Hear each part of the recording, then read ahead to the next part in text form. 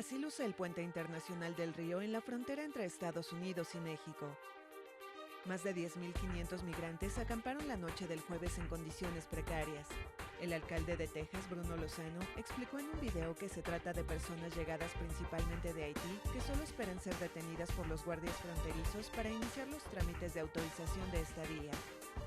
La Oficina de Aduanas y Protección Fronteriza de Estados Unidos aseguró en un comunicado de prensa que el puente sirve como sitio de parada temporal para prevenir enfermedades relacionadas con el calor. La dependencia dijo haber aumentado su personal para enfrentar la situación e indicó que se proporcionaron baños portátiles, toallas y agua potable.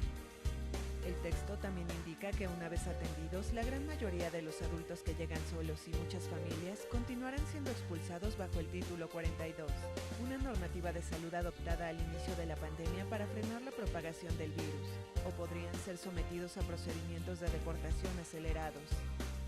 Más de 208.000 migrantes fueron detenidos en la frontera sur en agosto, según las últimas cifras oficiales, que alcanzan sus niveles más altos en 20 años.